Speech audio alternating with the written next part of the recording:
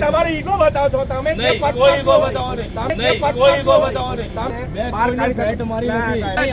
બરાબર છે, તમારો એવો અધિકાર નથી કે તમે એને ફેટ મારીને બહાર કાઢી. તમે જોયું મેં, તમે એને બહાર કાઢો ધક્કા મારીને.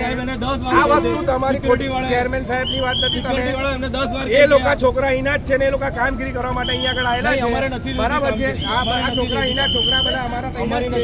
આ છોકરા અમારા તૈનાત છે, કામગીરી કરે છે.